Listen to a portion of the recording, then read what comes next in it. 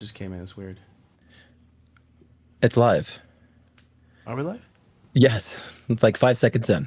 Oh my God, I didn't even know. Sorry, guys. Hey, we're talking about purpose today and the secret motive of every sign. And the purpose of being live on time. And it's also someone's birthday today, Christopher. Happy birthday. Well, thank you. I don't just talk stuff and repeat stuff.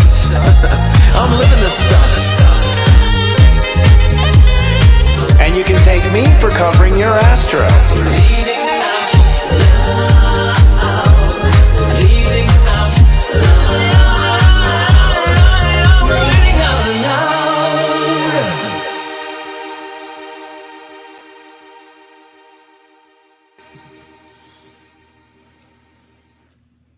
Hello. That's such a long note now. Hello, and welcome to Leading Out Loud, the show that takes things spiritual. I'm psychic astrologer, psychic and sensei to serious joy, Christopher Witecki, and I'm here with...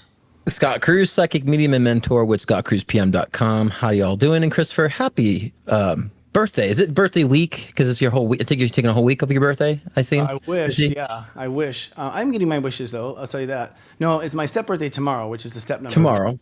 18. And then my actual calendar birthday is Friday.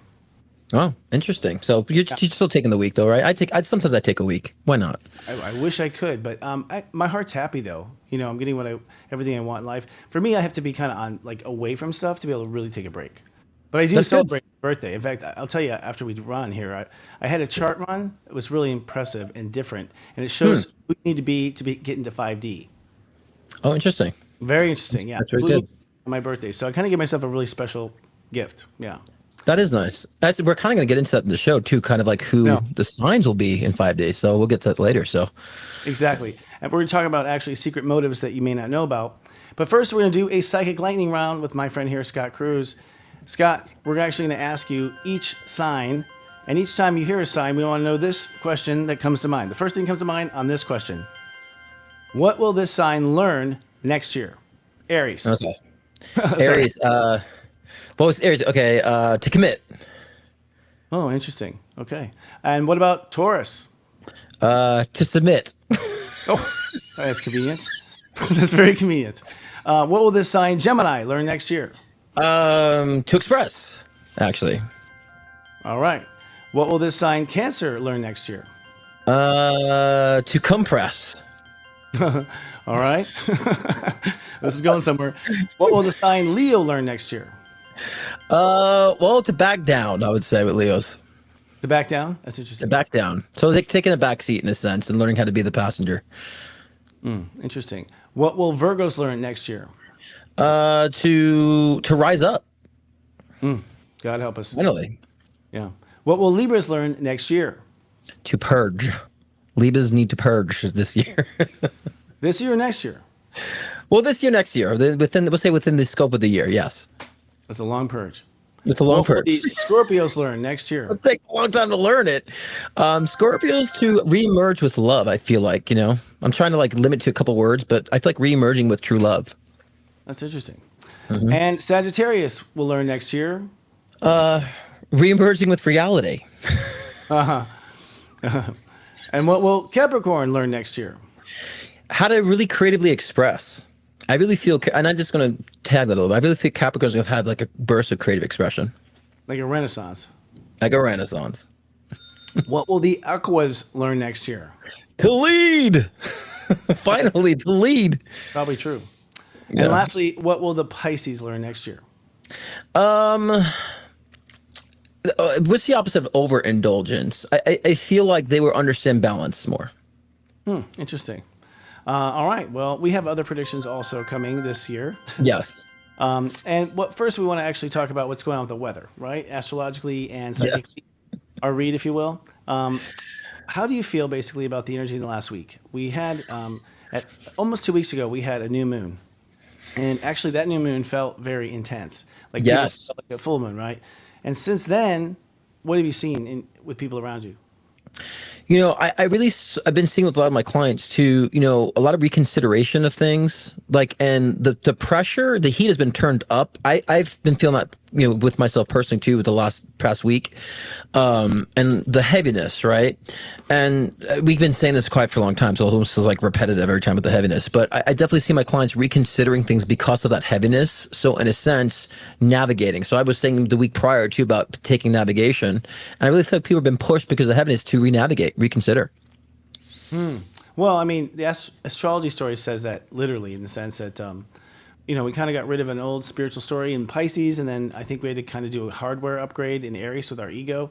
And now we're planning, Johnny Appleseeds. People may or may not be aware of it. Some people I think are kind of getting smacked in the face that they're heading the wrong direction. Right. It's, there's things, people getting fired, breakups, things like that. But that's always, but overall, it feels like a whole new world. I can't remember what day it was. It was after the new moon, but I woke up and it felt like I was in a different timeline. Like I wasn't in the same. Did you have that too? Well, I mean, literally, 'cause I'm in a new state. That's funny. That made it a little easier. Literally and figuratively in a new state of being in a new state, literally. That's true. Actually, about that. Yeah. Well, it feels different. I felt first of all a light go on just because for Taurus, anyways, when the sun went from Aries to Taurus, I was just feeling warm. Finally, I was home finally because I think the whole trip around the sun this last year was really rough and bumpy. But it feels now if I psychically move forward. It feels very calm, even though I know astrologically things are going to heat up. Yes. Well, I've noticed within you've been more grounded. I've noticed you've been like grounding yourself a lot more. Yes. Hugging myself until I fall asleep crying. That's actually what it is. It's true. So yesterday, Venus at 3 degrees Aries, sextile Pluto at 3 degrees Aries. And the thing about that is Pluto's retrograde. And so what that means is, Pluto's been making us wake up on the early degrees of Aquarius, which means that's really us waking up. That's the vibration, that's awareness, that's all of it. But 1 through 3 is inner awareness. So people now have gone to a higher vibration with their love of their self, how they feel about their self, and what they believe about their self. The believing is a big one because believing is one that you tend to want proof on, and we haven't had a chance to get proof on it yet. So at the end of the day, we all have to really stay strong and believe in ourselves no matter what, and just close the story, don't question it at all until further notice. I concur. I definitely concur. And I think that's a lot of people are repositioning themselves to understand that note, right? Like that pressure's on, relationships are gone, the jobs are gone. So like now they're forced into saying, I do have to like, my voice is the only thing I have. So yeah, I concur 100% with that and that navigation. Well, I don't know. That's what you said, right? In the old days, yeah, it was. But in the old days, I don't know. I couldn't stop questioning. I could never really, stop picking at. Is it all right? Am I correct? Over and over again. Now in this, I'm like, okay, fuck it. You just lay down the law. It's interesting to feel the strength over time. We have Mercury crossing Chiron this week on 24 Aries. The significance of that. 24 Aries is sort of relationship to the future, relationship to others. So we sort of set the tone for what relationships will be. Like it has to be elite kind of thing, and the mind will be on board. That's a huge upgrade too. Yeah, I agree. Yeah, from where we are. And then we have Mercury entering Taurus on Saturday. Thank God. It just get me out of that crazy Mercury in Aries. My head's everywhere. Yeah. But the real headline for us this week is going to be we have a full moon in Scorpio at quantum step 22. Okay? And together, this is how it works. The metaphysics of that are deadly in the sense that it will end something for good. 22, first of all, is chaos. It's where emotions, emotions. But it opens up for Aquarius, and so it turns into a multi-dimensional sort of portal thing. In fact, if you know how to bang those emotions correctly, you can open vortexes and portals. It's very magic-like. It's the highest version of Aquarius. It's a Grandmaster Aquarius, what it is. And it's in Scorpio. Well, Scorpio is the veil between life and death. So you've got like this magic right on the side of the other line. You can change things, definitely, and probably cut away from something that's not good for you. Yeah, I mean, I that's great.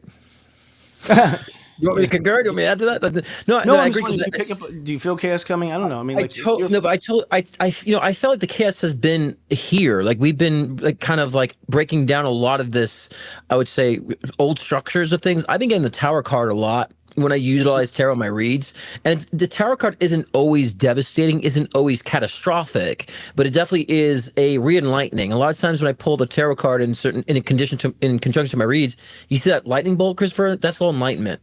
So I find a lot of people re-enlightening their positionings. And so, yeah, I totally see that. So there is some chaos with that too, but moving ahead, I think that really repositions people to, chaos could also be great too. It means that you're creating new ideas.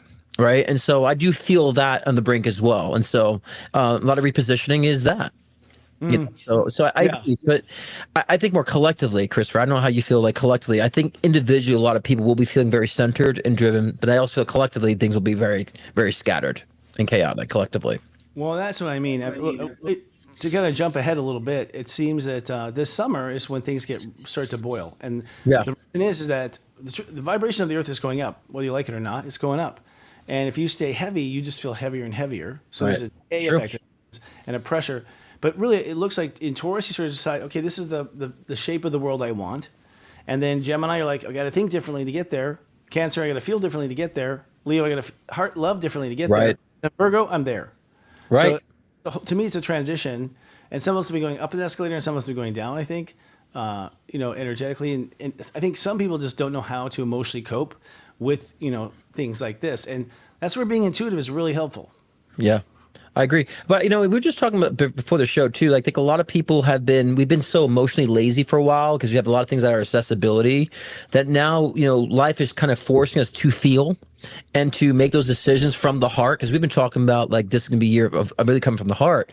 And so I've seen with every different sign that they are finding different ways to utilize that heart and to create a movement for themselves. So again, like I always see this chaotic energy as a way to fuel that heart and that passion. And so I'm so happy to see a lot of my clients picking up on those clues finally. Well, I mean, usually a little something chaotic happens. You know what I mean? Like, and chaotic is not a bad thing. Chaos is not bad. I mean, look at the Big Bang. That's crazy chaos. Amazing chaos. Yeah. Yeah. I mean, I think chaos is how God does it. And that's the point. Being in chaos, it's just very uncomfortable, right? Yeah.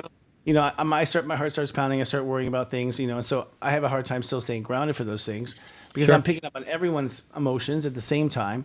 And Right. I'll tell you, there were some trials of error, trial rites of passage actually the last 2 weeks where so much was coming at me, and I just tried to stay the course. And just staying the course was a huge concentration, but I did it, so I see a progress. But I think this moon basically is going to be, you take the moon, all the emotions. Moon is 2. So moon, the 2 in the sign of 0. You know what I mean? Like something's going to get flushed down that 0, I'll tell you right now. And that means I think you ultimately just kind of go, he's dead to me. Like, suddenly you just emotionally, because that's the Aquarius and Scorpio together. Aquarius like, I'm over it, and Scorpio's like, and we're done. Like cuts it cord, Yeah. So I think it's really the last rope holding us on to the old story. It's interesting you said too, because I was going to ask you, like, don't you feel people not even just physically are tired, but just figuratively just tired of it, like tired of the patterns, tired of the repetition? Because I've been seeing that lately too. People are physically tired and just tired of whatever they've been dealing with, So I've been sensing that a lot too. And we're paying attention to how much energy we give to stuff. And I keep going, is this because I'm getting old or because I'm waking up? But I'm noticing that I have just put way too much energy into stupid stuff, that I don't know why. I think it's karma or fear, something subconscious that made me like just keep cycling in that thought pattern or that behavior. And you sort of get to a point where you're just like, this is boring. There's something you gain from it. Yeah. Mm-hmm. Well, I think that, and I just want to add to before we move on too about what you're saying, that sometimes we need to overindulge, and sometimes spirits like overindulge, get it out of your system, right? You're going to learn from this, get it out of your system. And as long as you're objective doing that process and have those bumpers, I think that you'll understand, you'll purge karma in more of a lightning fast, pace, because sometimes we do have to purge. Yeah. Thank you for enabling me because I love to indulge. I love to indulge, and you just enabled me officially on TV. It's great. So that's Taurus' secret. I mean, that's what we do. We do indulge, kind of thing. We do. Then we get sick of it, and we move on to a new thing. But well, that said, I think we have a little message here for our viewers, and it deals with you, Scott. Is that could still happen, or we need to roll tape? Well, no, I'm just gonna just kind of promo my live show tomorrow. Promo for tomorrow. There's a lot going on in the world of astrology, and it's good to work with me directly, and that's part of the script. But off script, tomorrow's my live show called Live Readings and Check Dimensions of Spirit. I'm going to talk about the different levels of spirit because many people just are not really aware, the different types of spirit and spiritual archetypes. So I'm going to discuss the different levels of such and how to connect with that as well. And we're doing live readings during that show tomorrow, as always, every Thursday at 6 p.m. Pacific time, 9 p.m. Eastern time. And if you're shy and just want to book a personal one-on-one session with me, of course, it's always scottcruzpm.com. But join me tomorrow. It's a great community of people. They're loyal in the chats and very funny, kooky. If you want to unwind and have a couple rants here and there, join me tomorrow. It's very good. It's chill out TV. Yeah, it's very good. I used to watch your show. I watch your show every week when I was working. I mean, I would do both at once, but you were what was on. I was reading the comments and saying hi to people. It's a good vibe to hang out. I mean, I think it's interesting how the internet's turning into like TV slash Zoom slash, Right? I know, it's crazy. yeah, it's a whole new, lifestyle. So, all right. Well, we're going to get into our topic today, purpose. We're going to get into the idea of what is the purpose for each sign. And basically, this is important. Why, Scott? Why is what important? Okay. It's important because it's one of the most questions asked by our clients. I mean, for me, it's the number one question I get from a client. What's my purpose? It is the one more question, but purpose is, again, I always like to say purpose is expression, right? And so, and it's important to understand this because sometimes people think purpose is career. Sometimes people think purpose is a relationship or a physical tangible. I would say purpose is a theme. And when you understand the theme, and then of course we can express that there's so many different physical modalities. So we should focus on what is the theme, and that's the purpose. And then you'll find your own ways of expressing it. The theme is the purpose, which you're basically saying the purpose is just to be yourself.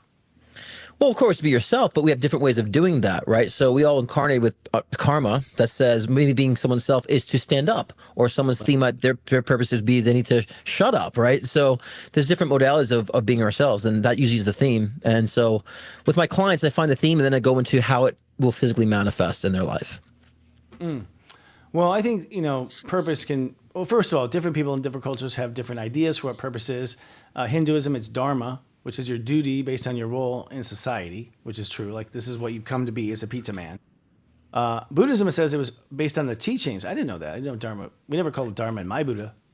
My teacher, my sensei, but that's interesting.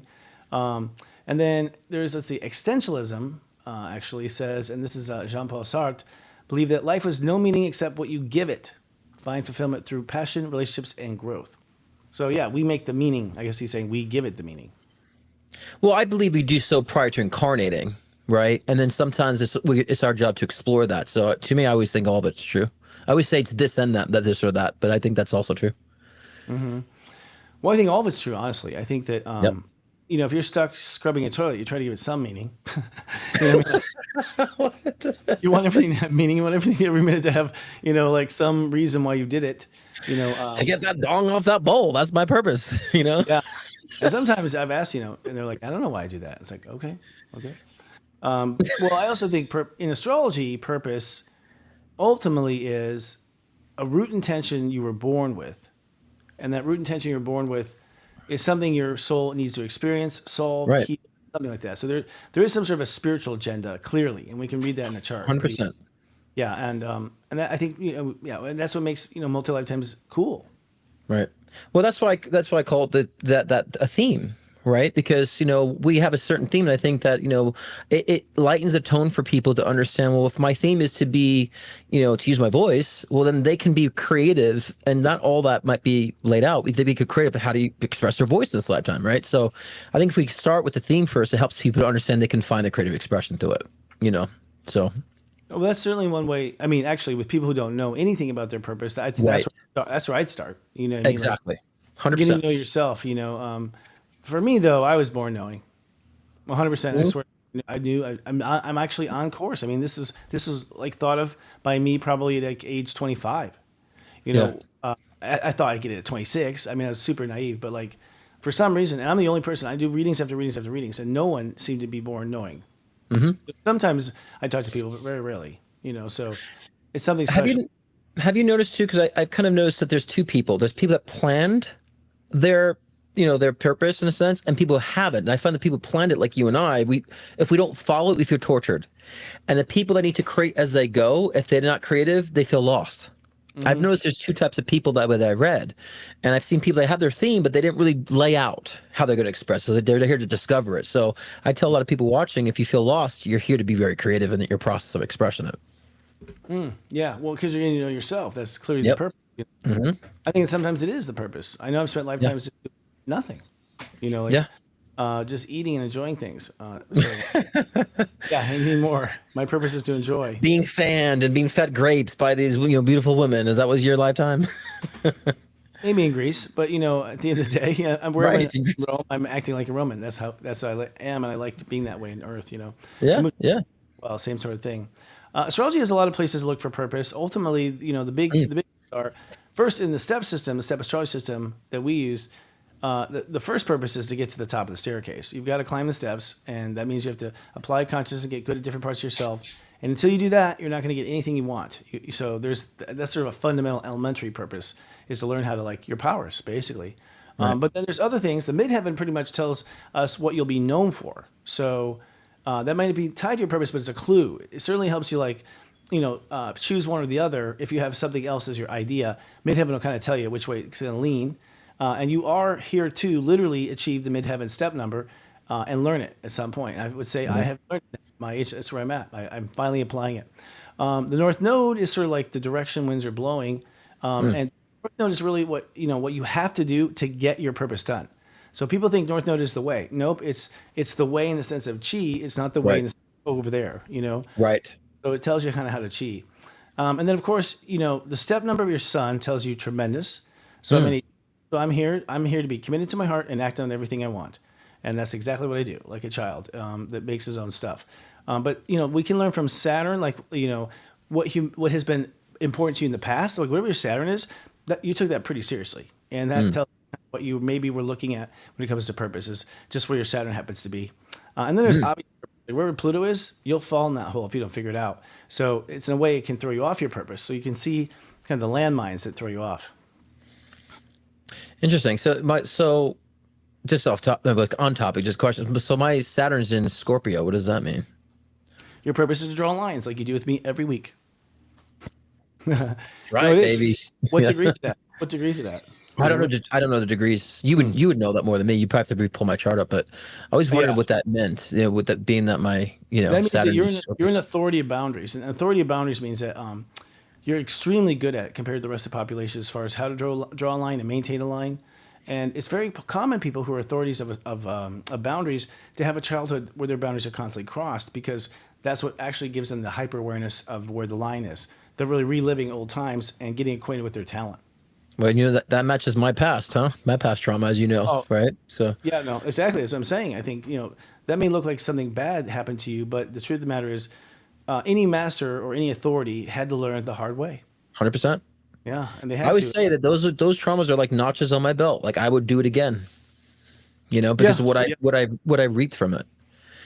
Yeah, I mean, I've had a lot of lately, not to go too off on a tangent, but life is changing. Like I literally am seeing things differently now, all of a sudden. It's just all coming together in a bigger picture, And one of the things that's come really clear is just how much this reality doesn't exist. Like this reality does not exist. We are in heaven, meditating down. Most of our light body is not here. This is a projection of our imagination. You and I are having a great conversation in a dream. And we forget that. We forget that it's not real. I mean, or we don't realize it. Now, I do believe in heavenly God, and I do believe in spirit and all these things. But I do also believe that we sort of made this up, to learn. That's like a learning school. And so I've taken things way too seriously, is what I'm saying. Like that's one of my beliefs. And that's I was gonna say, that's why it's good to emphasize that. Not that it's not real, it's just that we have dominion over it. We have dominion over the physical. Like we're projecting this, so we have the dominion over it. So we don't have to be so serious. You don't have to be in so much fear, because if we are in heaven, I always like to use like the scuba mask, that we're kind of like scuba diving or snorkeling underwater, and that we're still dictating what we're viewing. And so I think it's a wonderful thing, but we should still take it for real, like what I mean, because it's still our real expressions. But remind yourself that we have dominion over it, and that takes a wonderful thing to recognize. I look at it as enjoy the ride, because in heaven it's just our head. We're just in our mind. So close your eyes. That's heaven. It's like it's just pretty much you now, but your eyes closed. Although having more awareness and connection to everyone. And I feel boring. It's boring up there. It's boring. That's why we do all this incarnation shit. It's much more entertaining than our actual natural state. So take full advantage of it. Take it seriously. I mean, you ordered it. It's like if you ordered this custom life that you can go, in virtual reality and go live. That's kind of how it is, from what I understand. We pretty much decide, hey, I want to learn this, I want to learn this. You just, I agree with most of your choices there in that first round. But we come down to learn stuff, and then when we don't learn it, we just insert ourselves back in and learn some more. Yeah. Well, I think we have to understand that there's no limitation of that too. Like, you and I talk about all the time. People say, "Oh, this is my last incarnation on Earth." I'm like, you might evolve, go to a different dimension, and come back down to Earth to play again. So, we're not so regimented like that either with our experiences. And I don't know. Have you ever had where you had dreams where you feel like you're attending to another lifetime that you keep going back to? Because I feel like I Oh have yeah, dreams sometimes where like I feel like I'm living another life that I keep you going are. back to my dream state, so I think we have so many different variables of such that I think when we tune into how expansive we really are, like you said, in heaven looking down, and this is our playground, then we understand there is no limitation of what we can do with it. No limitation. I mean, you can become the sun. The sun is an old ass soul that just Hmm. kept growing and growing and growing and growing, and Right. allegedly is gigantic and ancient. To grow that big. So you go to heaven, you're a little spear of light. Yeah. Far from the sun. So Yeah. it's interesting how you have unlimited possibilities. But there's also interesting stories too about how it all works. I mean, we can go on forever. We should. But with the signs, they're hidden motives. I think that's a cool question. A lot of complexity with it. Yeah. And do we want to go to commercial first before we talk about the signs? I think we Yeah. should. Let's do it. Take a quick break. Please. Unite the light. We were told the world works a certain way. Oh, I think Chase success, play the game, follow the rules. But what if the game is rigged? What if your power was never really lost, just misplaced? Soul Capitalist isn't just a book, it's a wake-up call, a roadmap for reclaiming your power and rewriting your story on your own terms. Because changing the world doesn't start with a movement. It starts with you. It starts with creating a world that reflects your highest self. Soul Capitalist is a guide back to your truth, a call to awaken your inner power and lead from the light within. Soul Capitalist, how to take back your power and change the world. Available now on Amazon and Barnes & Noble.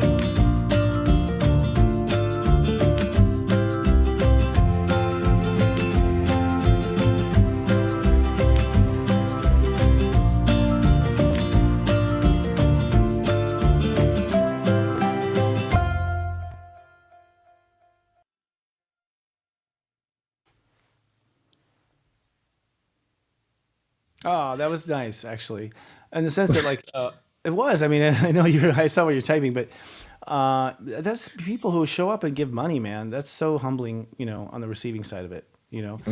You want to like say thank you, in a Yeah. way that swift, that swift and goes by relatively quick. So no, I'm teasing, but My those frame are rate could have been doubled, but yeah, we get it. I'm kidding. no, it is a lot, man. I'm always honored. I mean, when someone's like, I just want to donate, That's you're like, great. what? I don't understand. I'm a tourist. There got to be something I can do for you, But no, it's really, how But people can.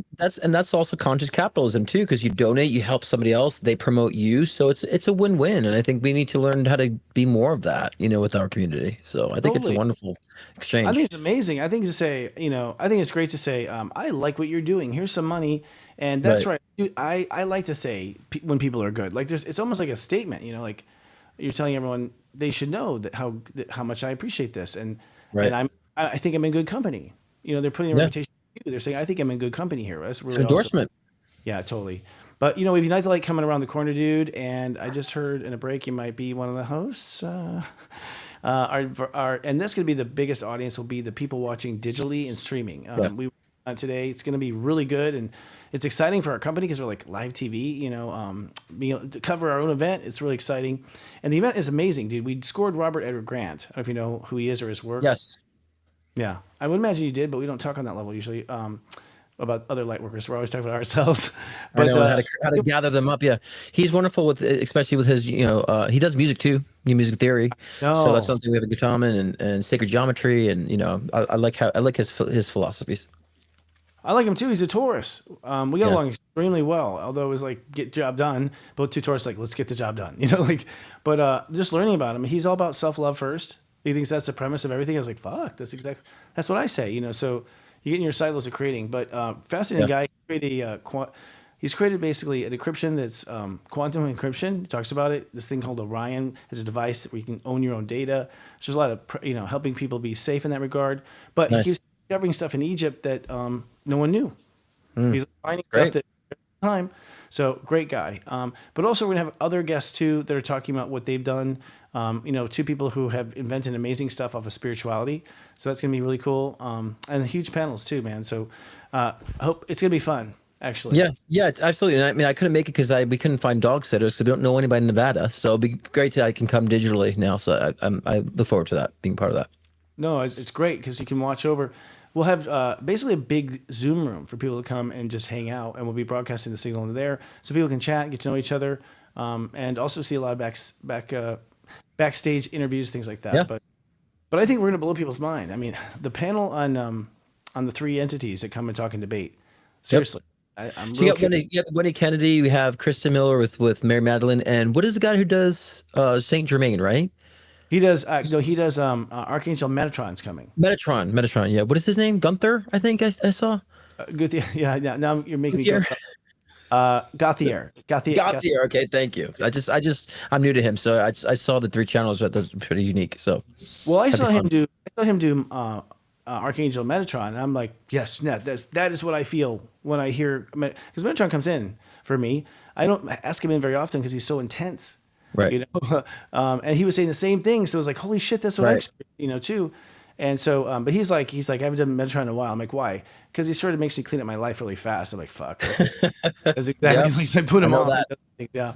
But yeah, we're gonna have all 3 of them in full trance, right? So they'll be in there. They'll be channeling, and the 3 entities coming forward: Mary Magdalene, Archangel Metatron, and the Palladians. Okay, a Palladian council basically that comes in. Several souls that speak as one. Are all going to talk about, will Earth make it?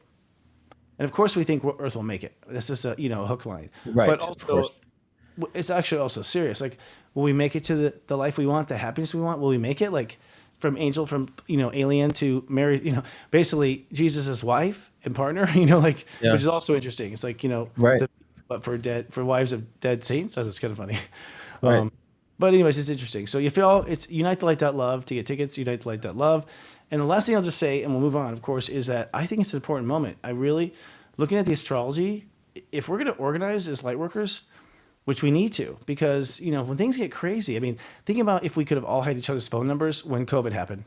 Yeah. I wonder if we could have had someone to talk to right away, or a group of people you knew had your back right away, and light workers are out kind of on the fringe. Like, we get picked apart and we don't even know it, because it's been such irony. We're so out there trying to bring people together. We're not brought together. Right. It's true. But I'm concerned about our future. And I'm concerned about being protected, because sometimes industry can turn on you. And it's like, I think we have to have each other's back now. So it's important. And I've excitingly feel that that's where things are heading, based on the reads, the conversations I'm having, and just seeing people who are not light workers, how they're seeking more outside of the box. So I'm starting to see that happening. I'm starting to see that pattern and going that direction. It'll take time, but I definitely feel it's in process for sure. Well, I was thinking, Pluto hits 4 degrees next year, and 4 is a Grandmaster degree of Aquarius. The last time Pluto hit Grandmaster 4, the United States won the war, and we became a democracy. Yeah, makes sense. That's how powerful of a shift it was. And it was a huge, powerful shift because it was like, they never had freedom of press, all this stuff. Never imagined even owning land. That was why they got on a ship, risked it, was the first place. So it was quite a paradigm shift. Like, everything changed from there, Yep. And here we are again. That's what I'm saying. Yeah. We know it's a new era, but I think it's faster than we think, right? I agree. I mean, I know people think things are going down the tubes. I'm like, it's an illusion. We're not It's a purging right now that we're doing collectively, and I actually feel a huge push forward actually, and I've been feeling that for a long time. That's Well, what you feel, and I know you feel the same thing. You and I've been like, emphasizing it's not Armageddon. It's not Armageddon. I know it seems like it, but it's not. well, you have to come to a conclusion on your own that it's not. Like that's the war. It's a frequency, discrepancy. Some right. people are like, do I live in this fear a lot? Do I live in the fear? Do I live in the pain? Do I live in this? Which means you're basically going to be a slave to something that's doing it because it's not Right. natural Earth. The shit that's been happening is not natural Earth. That's not how it cycles. Atlantis had better luck. And they sank, than all the tropical storms and things we're having. We're manifesting it to some degree or it's happening to us. But the point is like, that's only because enough people also are allowing it, right? Right. And so that's what the frequency, I think it's a frequency race. I think we're racing to be the number one frequency on the earth. And I think one is a very high, happy one, and one's a very entrapped, fearful one. And we've been the fearful for 20,000 years. So if anything, just give the other one a try, But shaking off your dark is not easy. What the hell? Just try it out. It's easy. Yeah, that's what I say to my clients. Is like, well, you've been doing the same thing for 60 years. Has it worked? No. Well, then why don't we try Right. something today, Well, and that's to say about intuition. Like, consider it. Consider intuition. Well, I don't know if it's me making it up. I'm like, you're making it up, but at least consider it. You're not going to fall into a pit of doom if you just consider your intuition and follow it a little bit. So yeah, totally. And you have to test that out. yeah. Yeah, People- but people think like if they test it, somehow like life's going to crumble. Like your life is crumbling now. Perhaps considering it might actually be a breath of fresh air and a light at the end of the tunnel. So The truth is that your intuition, if you are making it up, that's your intuition guiding you. Where'd you get that idea that you made up? That's the thing. It's like, well, I just came up with this idea. Oh, you did? Just out of nowhere, it popped in your head. It's like, pointing out where it comes in. It's right there. You didn't think about it before. You're thinking about hash browns. You know what I mean? Like, so that's what happens. It's like, you think that you're a creative genius. You just think of this random thing while you're eating hash browns. And Like, I like how you said that, because I would say it all comes from imagination, but imagination has two parts. You receive and you create. So you should understand when you're receiving something, that's coming from spirit. And when you're creating, you're intentional. Like, I intentionally thinking about this. So then you understand it's a creative mode. But if it just plops in, that's receptivity. You're receiving. That's inspiration. That's your intuition. Although I think something that's complicated about this is when the intuition comes in, your imagination draws the picture. It doesn't bring in like some other guy's imagination. Right. But, like, it refers to your library, your way of seeing things, your creativity. And that's why it's so goddamn confusing at first, because you're like, wait, well, it kind of felt like something I would do. You know what I mean? Like, it looked like something I would do. And you realize, oh, stuff is talking in our language. They will pull symbols that mean only something to me. Right. There's a a million words behind that symbol. And so you're getting symbols that are really your language. But you realize if you didn't sit there and want to have that thought come in your head and it did, then it came from somewhere else. Right. And I think people also forget too that you also bring up and resurrect and illuminate parts of your DNA that has past life incarnational information about yourself too that come up too. And things that you've done, the talents and skills that you had before, the powers you had before, that comes up too. There's a knowing to things like, oh, I've been here before. So that knowing pops up too. And so you have to understand that dynamic as well, And so I find a lot of that. Like, how do I know how to do that in this lifetime? Or how do I have this ability? Or how do I have this really, really irrational fear? It's like past shit. It's all within your DNA, I was so happy when I realized that irrational fear was actually a past life. And that, because I thought I was just going fucking crazy. Like, where's this come from? My God, you really don't know. And you're like, I was normal 2 minutes ago. Now I'm like a kid, Right. And then you realize, oh, that's because in your past life, that's what happened. And that movie trick. Oh, shit. Okay. I can relax now. And you start to accept yourself. I mean, this is an amazing world, guys. I mean, going forward, and then we're going to do the 12 signs, but, we now have, we have mystics so good. I can say, can you tell this person in heaven? And boom, we're on the phone with them. You're talking to them right now. Yeah. We have alien civilizations endorsing our thing this weekend. Like, an alien civilization is coming in, they have to ask permission. They ask. I mean, Wendy asked, like, hey, can we do this? You think it's the right thing to do? And they're like, absolutely. Right. So that's just a crazy new reality, a new world, right? Which is a good segue, because one of the things we've been noticing is the signs are changing. They're changing. And so let's see what their new purpose is, shall we? Get into that?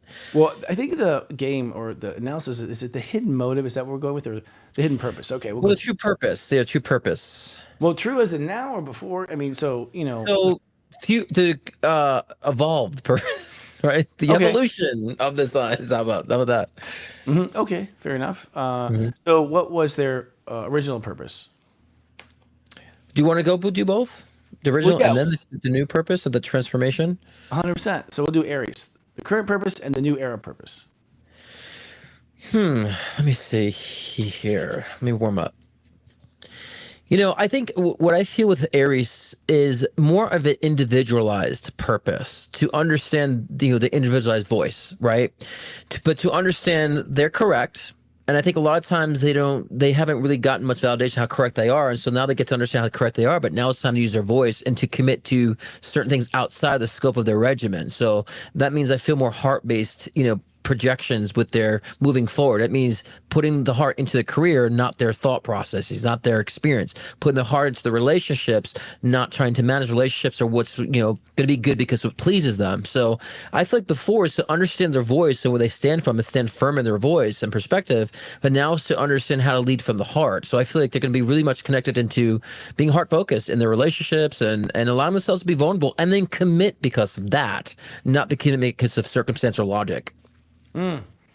Well, yeah, I hear that completely. I got it. I see the arc, and live a heartfelt life. I don't know if I buy that one. I just don't know. They're like the most material, not like Taurus material, but like sensational is the word. They're the most. Let me explain. I mean, that's what they're being encouraged to look at because they're not doing that. So that's why I feel like they're being pushed to. The purpose should be right. Yeah, I'm not saying it's happening. I'm saying that's why I feel like they need to be doing the new purpose in the new era. Well, I can tell you, they're not doing it. No, right now, not the ones I know. Well, I think that the ultimate motive of Aries and the step system is I act, I am. Like they're here to act and see who they are. They want to witness themselves. They want to look at themselves. They want to grow themselves, and they act by doing it to get there. But I think that through all the different ages, it actually then became like to have the biggest. Yeah, it's like always have the biggest and live off that for a second. And then have the next biggest, and the smartest or the first or this, that, and they throw it away as soon as the attention's over, and they go after something, superlative. Right. I think the secret hidden motive that never told you is they actually just wanted a nap.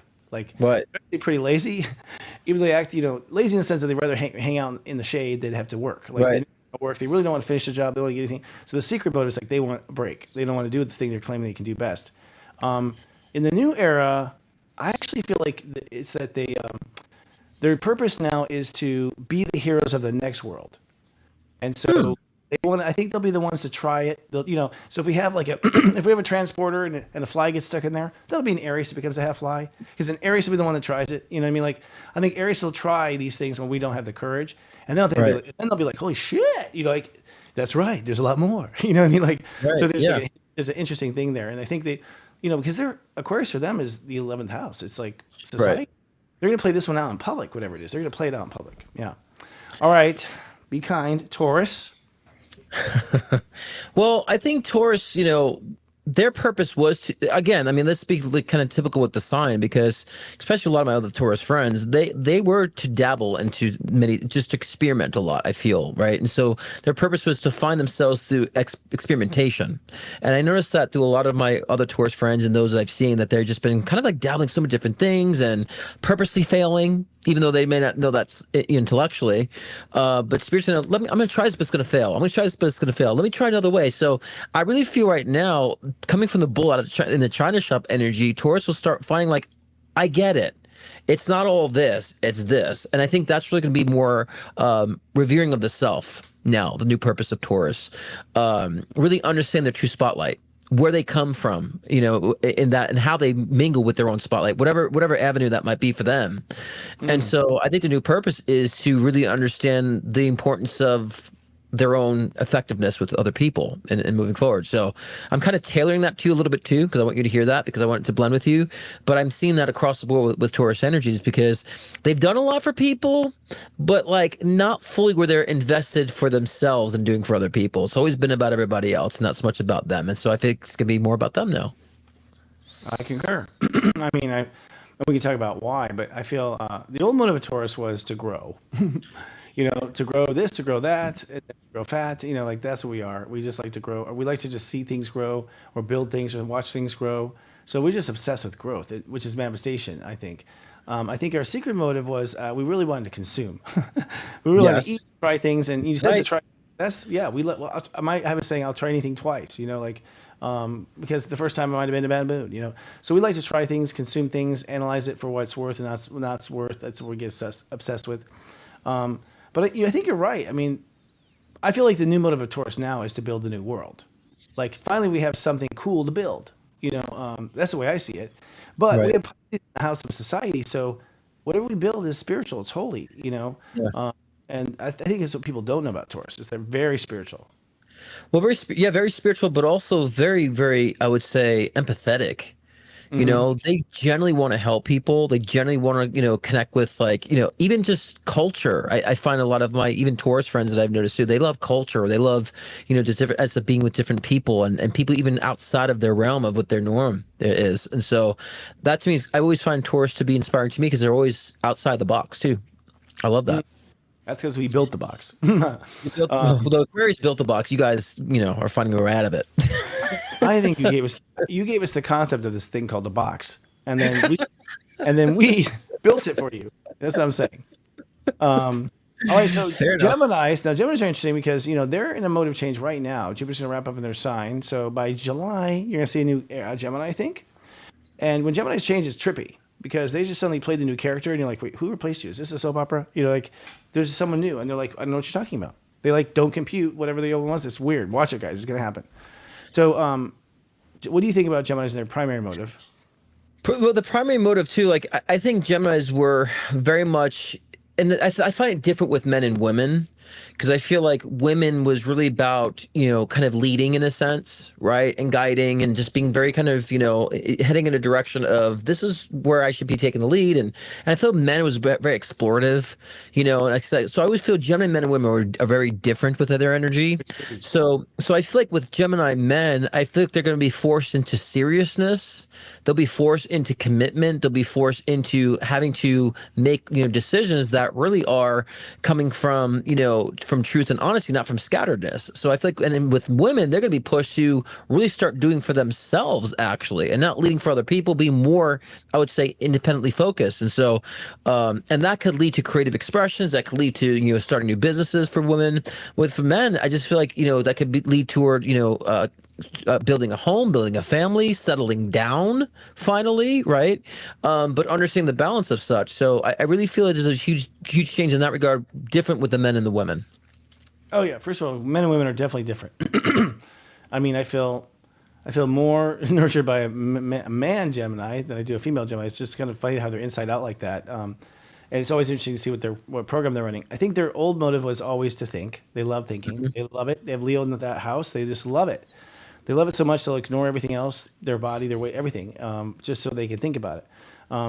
But I think, that was their primary, I think, in step astrology.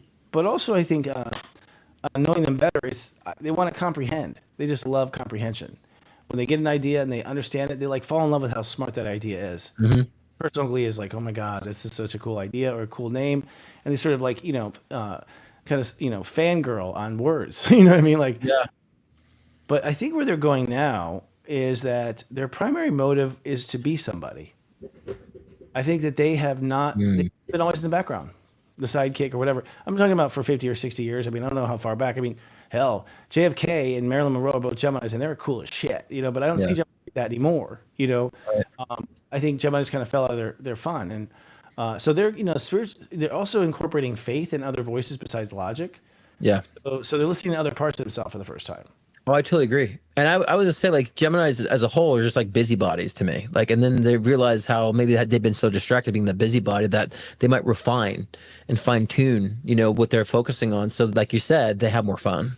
So their minds want more stimulation. So they just never slow down. They want more input. Right. And not a lot of processing, which is what Sagittarius is, putting it together, Right. So, well, here's one I think it's going to change a lot. Cancers. Purpose. Oh, cancers. Well, the sole purpose for cancers is learning how to balance emotions clearly, right? And understanding how to really put emotions in check and to be expressive in a balanced way initially. So, I think that I find a lot of cancers, their theme has been to speak up in a sense. That's why I think they're highly emotional people on the soul level. They've been needing to speak up and, to come to terms with their emotions. But I really feel like that, this stage for Cancers, they need to understand now how to compress, how to kind of like sit within now, like not start dictating and be concerned about how their people are treating them, more so about how they actually are treating themselves. So I think it's really kind of a unification of self-love for Cancers, not in the way that they're getting self-love from attention from others, but self-love of what they're doing for themselves and then becoming a star in that right. It's funny, if you know the Cancer chart, it explains a lot of them. I think up until now, their primary motive is to feel, and so most of them were feeling other people. They weren't feeling themselves. So ironically, Cancers don't know how they feel. Right. And then you talk about their head games, like, well, they have Virgo in the third house. They're Virgo thinkers. They're emotionally sensitive Virgo thinkers. You know what I mean? Yeah. That's what so they do spend most of their time in their mind trying to rationalize and overanalyze what they're feeling. So that's kind of weird. I think in the last 50 years, their mission was to be married. Like, I swear to God, I mean, it was to be coupled, to be married, to be in that, to support that person, to be there for that person, just to take it to like almost a romantic, Rosie Rivets kind of like way.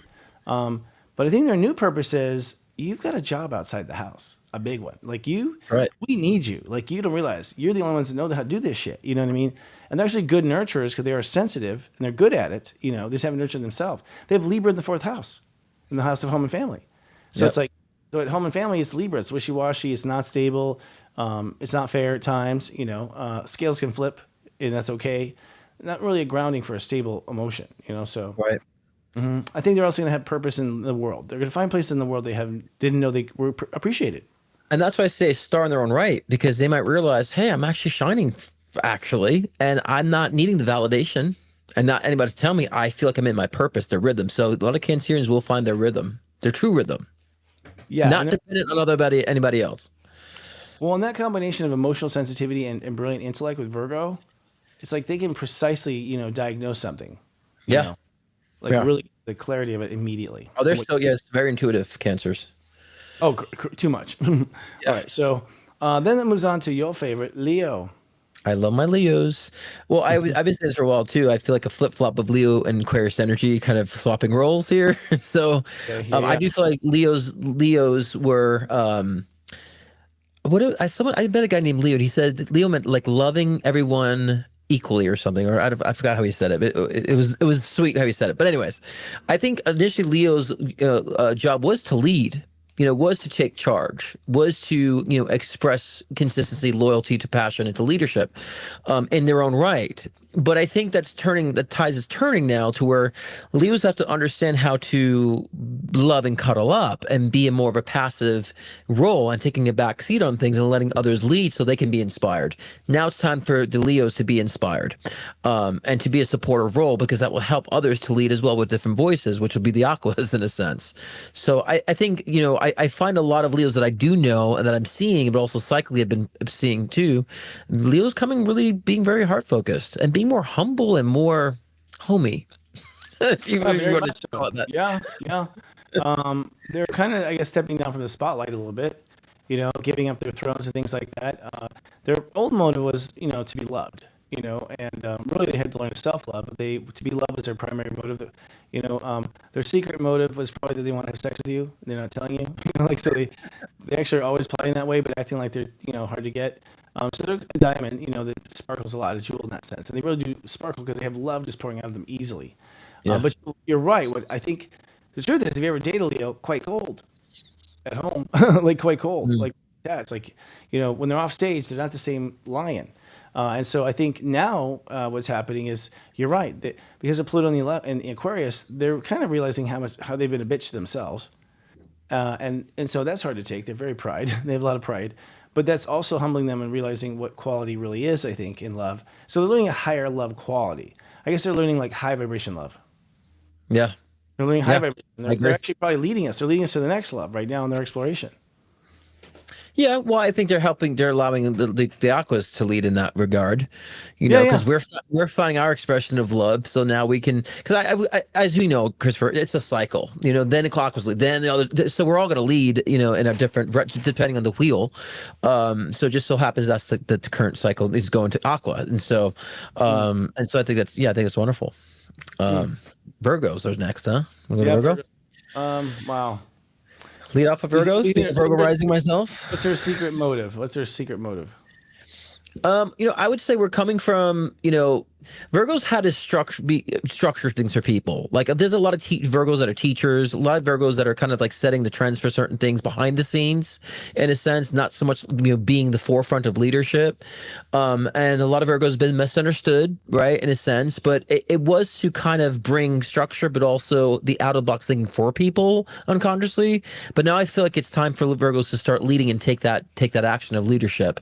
And I feel they will be understood now. Virgos will be more understood. Their voices will be kind of more digestible for people. So I think Virgos can now just be themselves and allow that, I would say, confirmation and validation from others to just allow themselves to be their own star and build themselves up too. Try to be quick with that one. I think a Virgo is 2 Leos in one with step 11. So that's a whole nother dialogue. It's really true. It's 2 Leos inside one body. I don't think that they were necessarily misunderstood. I think they were too fucking complicated. Same thing. Much more complexity that the average person even thought about, so right. They were creating all their hiccups for getting abandoned, it was all by them, and they're kind of overdoing it, I think, in most cases, but their old motive, I think, was to heal. I mean, I think at the end of the day, like, their core motive was always to fix it, to heal, to make it better, and that's like a true spirit in them. And they'll hate you and they'll still do your dishes. Like, hey, you motherfucker, I hate, like they, you know what I mean? Like, they'll still do your dishes and they're hating. That's right. Then I think their motive was actually true love. I think I saw a lot of Virgos just want to be swept off their feet. And it's like, you can't sweep off the feet of a Virgo. Like, they saw you coming a mile back. There's no surprise romance shit. Right. So that's hard. Right. They're unfulfilled and unhappy. And it's like, yeah, no one who can get a rose in here without you thinking I'm, cheating. You know what I mean? Like, Virgos, like, start putting all the data together. And but I think the new motive of Virgos is, I think, to recognize that they are the embodiment of God. That they actually, they're Leo in the 12th house. They're a star according to God. At the end of the day, they're showing off for God is what they're doing. And I don't think they ever give themselves the credit as being able to talk about God or be expression of God. I think they're actually, the earth is realizing it's quite heavenly. Mm-hmm. Yeah. So so in a sense, you're kind of saying that Virgos will have more of a different phase of enlightenment, I would say, right? Too, in a sense of how they see the world and how they see themselves in that sense. Well, yes. I mean, it's always different for them. You know what I mean? Yeah. Like, I think Virgo rising, yeah. I think they find themselves on a purpose you just wouldn't have thought before. That's the thing about them. They're so aware of who they are that they, and they like lots of weird things because they're aware of everything.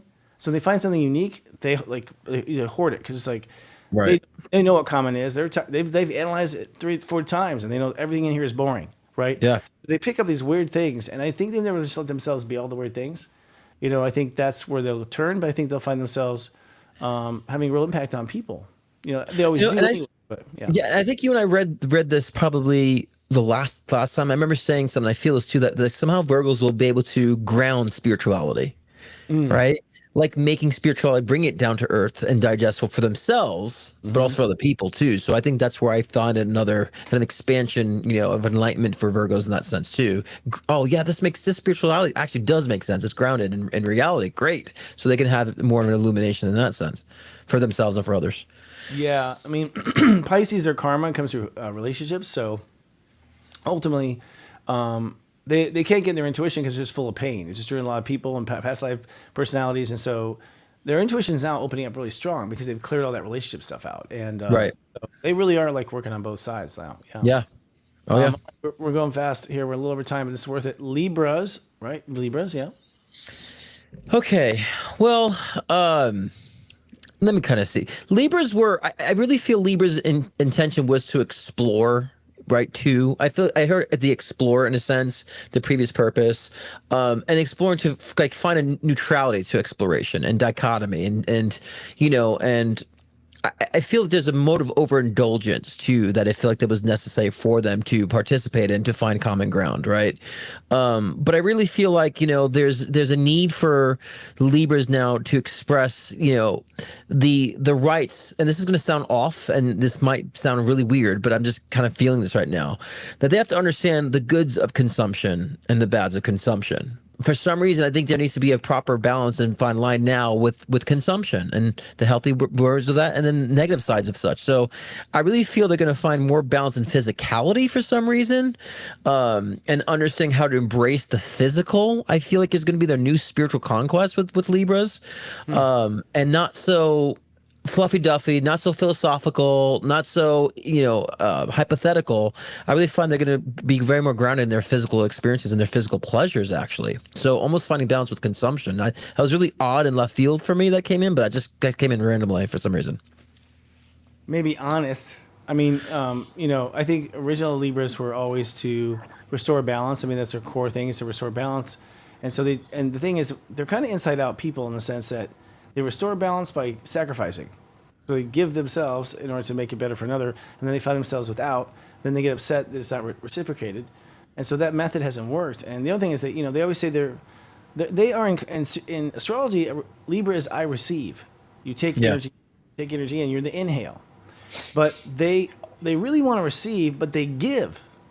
Right. That's the thing. Their whole thing is to give.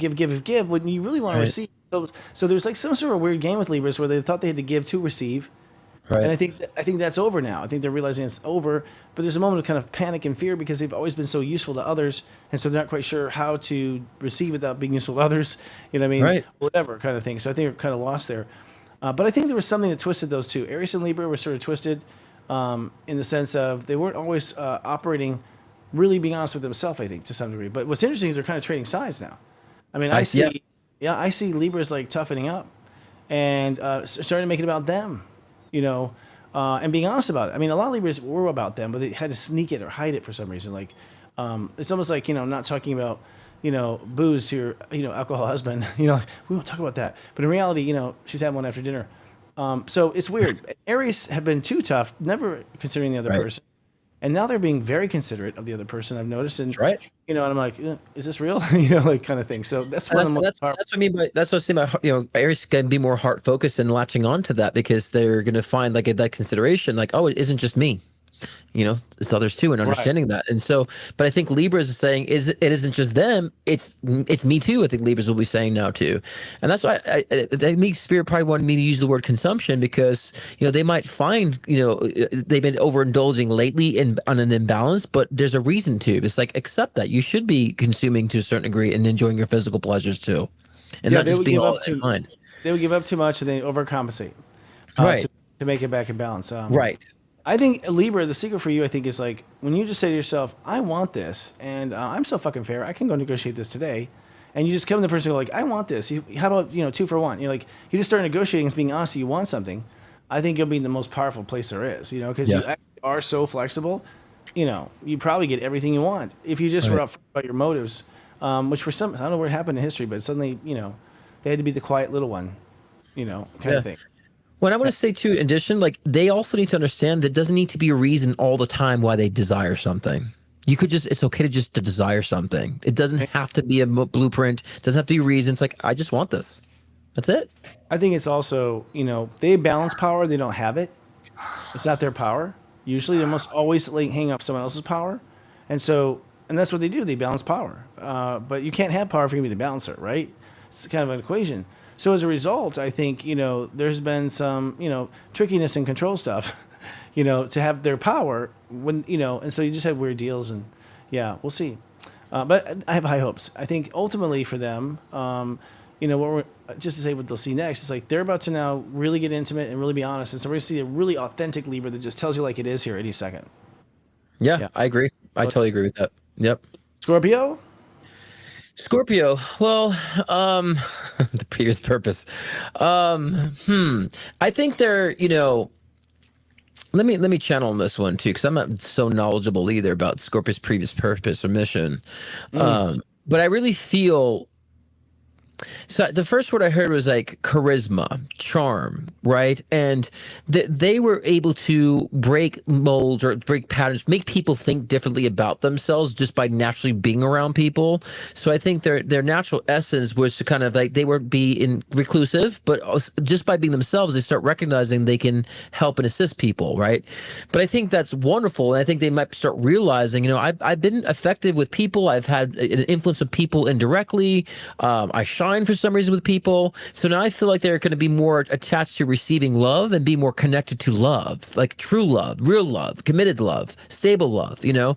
But I think that's their new mission, is to kind of soften up a bit, and not to be so, transactional, so to speak. And I don't mean transactional in a negative sense, because I feel like there's always been a reluctance of, diving fully into love, right? Not to say they don't want that. There's always been this kind of independence. I feel like they're going to break the bounds of that. And then I really feel Scorpio's really finding the true essence of love for themselves at a new peak for some reason. I agree. The astrology agrees. I think the primary motive of Scorpio has always been to fuck. Like they want to have sex. That was their primary motive. Yeah, there you go. The fuck. They've learned how to get anyone's pants off in 2 seconds. So they're really good at that. And I think they got them a lot of places, both the women and the men. Frankly, I think a Scorpio woman's never asked permission or anything. She just does what she wants. Like, so if she's taking you home, she wants you. You know what I mean? Like dragging you into the lair. But I think that changed actually to be important. I think they wanted to be important for a long time. And I think important for wrong reasons, actually, because I don't think they had tried to be important before in history very much. And now suddenly they want to be important. And so they'd overshoot, they'd oversting, they'd see things as a threat that weren't necessarily a threat. It was just their newness to it. And they're certainly not like charming, right? Scorpios are not charming by chance. I mean, if Scorpio charming, it's another rising sign or something. They don't charm. I mean, sometimes they do, like the pants off you, but most of the time it's pretty much no. You just get what you get, right? But now I think their new motive, you're right, about love. The thing is that when they love, they give everything, so they're scared of it because they've been hurt so many times. But I think what they really want now is to make a difference. I think they really want to make a difference. I think they're like coming back and their heart really wants to make a difference. They want, at the end of their life, they want to go, yeah, I did this shit.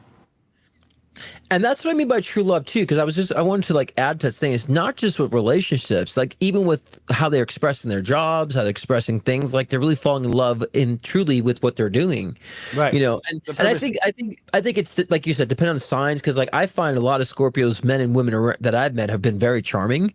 So I guess it depends on the person, because or the sign, because the person might find different attributes charming or not. I have found them to be very charming and alluring for some reason, just naturally. So at least for me. So, but and maybe other people as well. What's that? The ones you draw on. I mean, they can be the whole gamut. It's like whatever they're adding to their chart. Right. The Scorpio, depends on how like sophisticated they get your pants off, kind of thing. But yeah. All right, we're moving along. Sagittarius. Sagittarius, I really feel like it was I feel like Sagittarius out of the box thinking prior, like, was there to inspire people through their creativity, through their out of the box thinking. But for some reason, I feel like changing, because I feel Sagittarius now are going to be like, need to be grounded in reality now. I think a lot of that grounding in reality means is that, they're going to have to be led a little bit more and less going with the flow and more kind of be more decisive and more decision making, right? And so this could be wonderful for planning things. It'd be wonderful for building a family. This could be wonderful for like really kind of building the physical, tangible expressions for Sagittarius if they're bring themselves back down to reality. Especially need to focus on financial growth. They'd be great at doing so. So I think they're going to be less influential by their out of the box thinking and more kind of down gridded in reality to create even more security within the balance of out of the box and grounded in reality. So I see a lot of that change with Sag. That is indeed happening according to their astrology. They're getting grounded, and I think what's really grounded is they started healing their family issues, and then suddenly they had no reason to run away from home. So they're real screwed. They all had bad families. Their karma comes from the fourth house, and so they all went running. I mean, the reason why they go traveling and never stop is because they don't want to ever go home again. There's something they're running from. So I think their primary motive was actually before was to explore. Yeah, they want to try shit. They want to try everything twice, also, and sort of put in their database of archetypes in their head, and and they're always liked anywhere they go, and they have joyful energy, and they're almost always in a good mood. So like almost always, but then their motive, I think, began to be see themselves as like the professor, the wise one, and that was kind of like their thing for a century now, is that they're the smart ones. They're know-it-alls, but they play it off as I know nothing. Like, so they play like they feel like they're an intellectual master, but they play like a jack, master of none, a jack of all master. Yeah. But I feel now, you're right. I think it's almost like they're actually gonna like sit down and maybe have sex with just one person, and maybe get close. You know what I mean? Like, I think they're settling down. It's like they're, so to speak, where they've been touring the world all these lifetimes on ships and stuff. We're all at little log cabins, barely surviving. Now they're gonna go do the log cabin thing. We're gonna go tour. You know. And build and really physically build and create structure, so yeah, and I think it's a beautiful thing, for them to do that, so yeah. Great, have me out for dinner. Capricorns. I mean, Well, Capricorns went from being the protector, the structured, the I'm not in the spotlight, I'm not smart enough to do what I need to do, so I think they were really challenged to understand their capabilities, right? And so I think that they're going to be merging from either being the protector, the one that strategizes, the supportive role, that I'm not in the spotlight energy, to actually becoming in the spotlight. I think a lot of Capricorns will find, as I kind of teased in the beginning with the lightning round, that Capricorns will find a creative expression. They're going to find ways, and creative expression doesn't mean art. It also means how they go about doing certain modalities of work, to be more creative in how they're doing the work. And I feel like Capricorns will get more recognition. And I feel Capricorns finding that sense where they actually really are being validated and then validating themselves. So that I feel a good change with Capricorns in that regard. well, I think their primary motive was to control.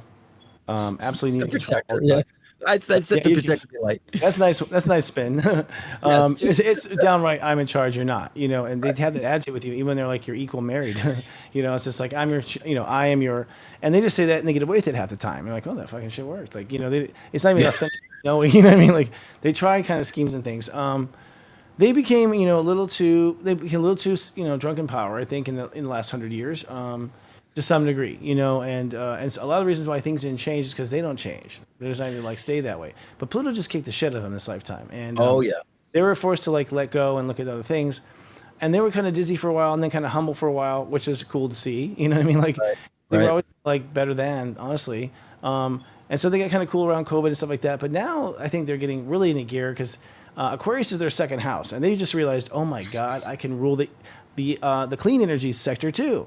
So they're all racing, I think, the clean energy to be like, dominant there. But I think because it's clean and all this other stuff, it comes from philosophy of not like monopoly, but more like, sorry, no, I'm kidding. More like parties.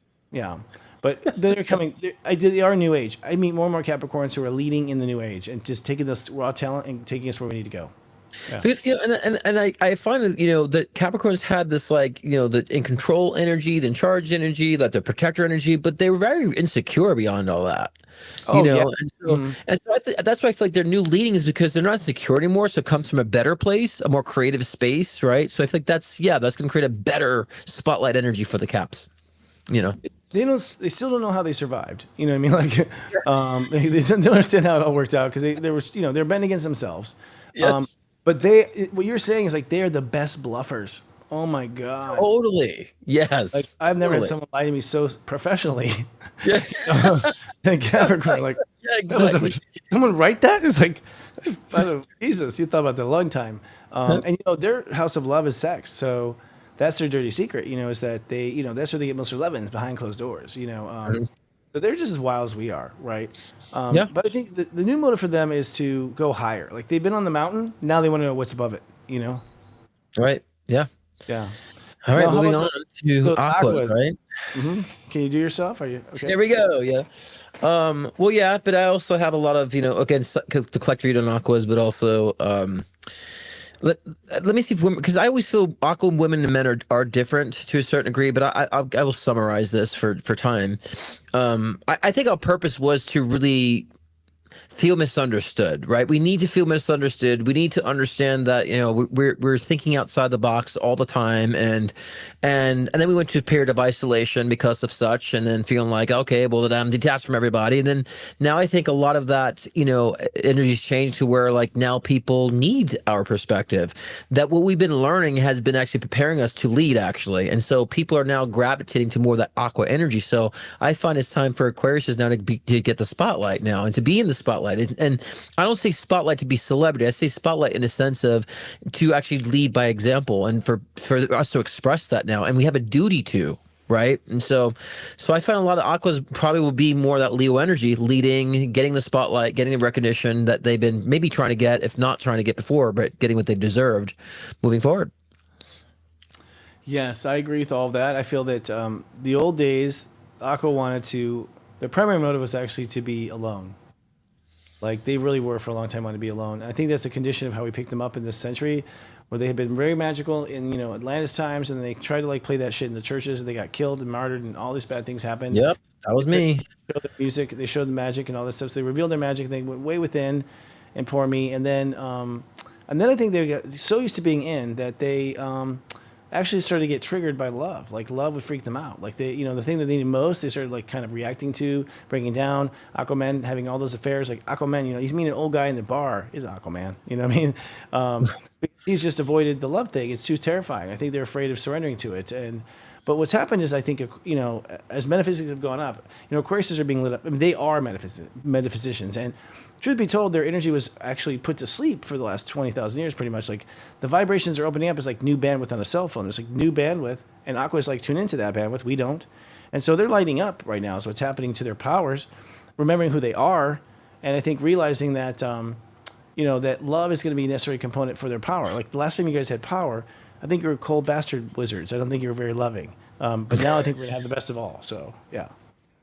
Well, I mean, look at my change, and just since the age of Aquarius has spawned in Aquarius, I'm living with my partner, moved in with my partner. I'm in committed relationship. I'm settled down. Like what?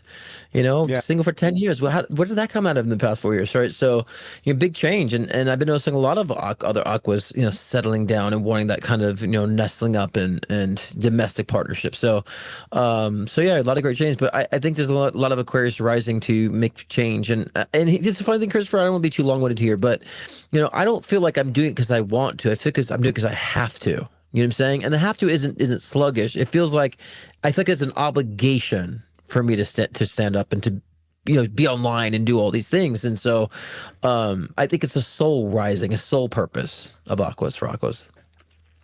Yes, I mean I think Aquas pretty much are the fabric of reality based on the I belong consciousness. And belonging comes down to the heart. And so, yes, you're the telephone poles of the future in that sense, where I think you help us bounce off of you or be attracted to you. I think what your secret wish is to belong.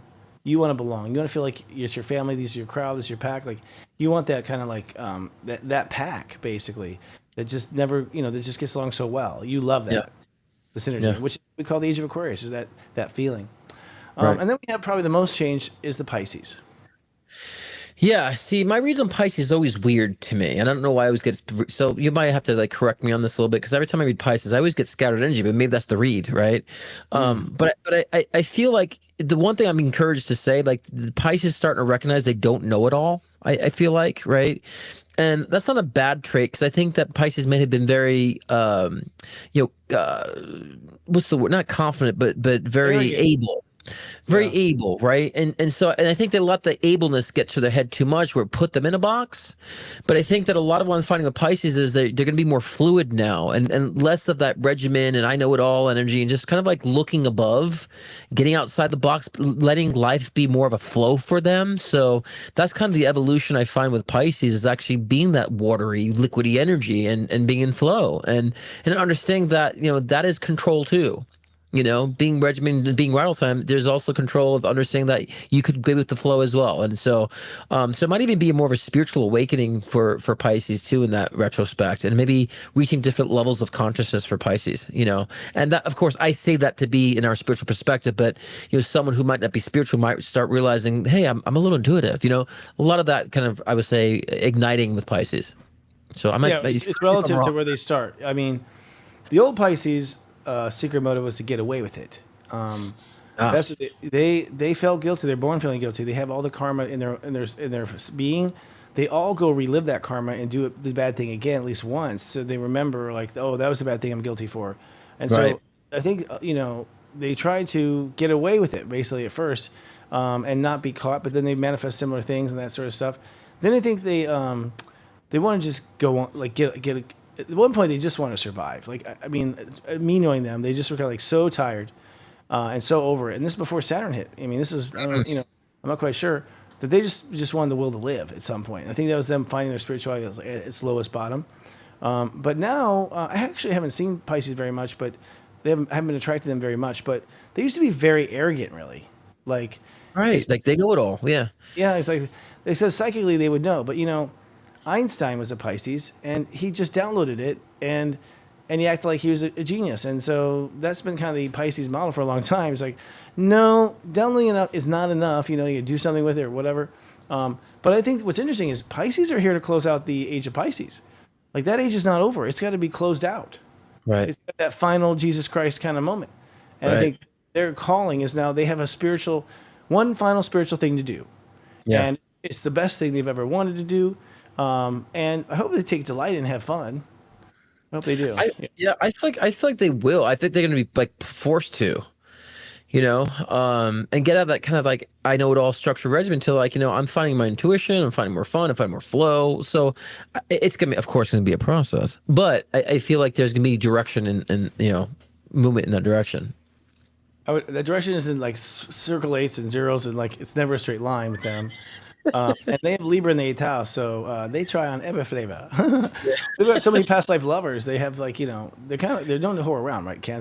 Pisces, but I don't think that's really the case. I think it's that they have so much catching up to do. I mean, your Pisces lifetime, like all these past lives coming for you're at the end of a lot of Pisces. When you're a Pisces, you just had a long series of past lives, and you're coming to like a spiritual conclusion in that life. Yeah. And everyone you dated in Rome, everyone like there's a lot of numbers, like as far as how many you're gonna touch and connect with and remind and all this sort of stuff. So Pisces, kiss them while you got them, as I say, because they may be on to somewhere else in a minute now, So in my personal life, I would say the Pisces, like the minglers. It was like the mingle. I used to say that in my personal life, about the Pisces. They do, and they feel you. Too. Yeah, they feel you. They feel your pain. They feel it. They know how bad it is. And you believe them. So pretty powerful. Well, this turned out to be a cool special, man. We'll probably cut these up and have them available for people to watch. Interesting perspective on signs. I'm glad we did it. You've got a show tonight, right? Or tomorrow night, excuse me. Tomorrow night? Yeah, we ran the promo. Just rewind it back if you guys forgot. Yeah, tomorrow, Dimensions of Spirit. We'll talk different levels, so give you more key insight of what you're actually tapping into. So people question like bad entities, good entities. So we'll get to the different levels and live readings tomorrow and scottcruispm.com. All that great stuff.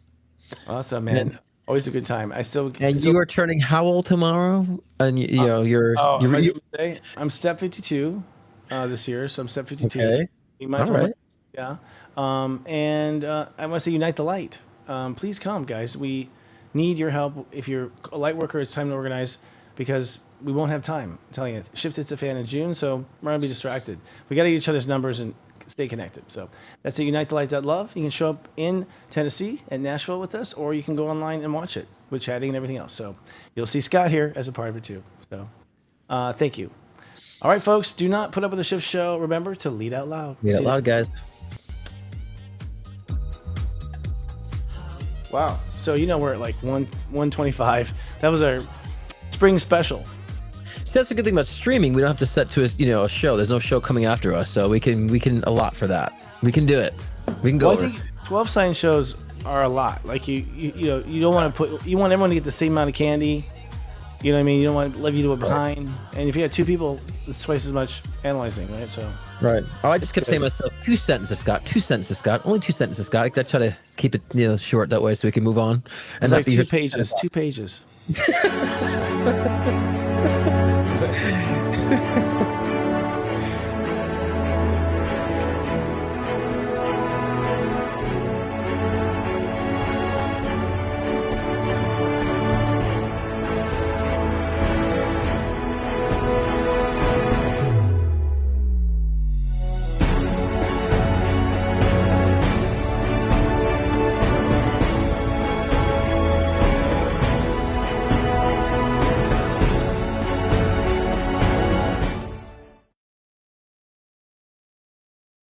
The world is starting to catch on to human design. But what is it?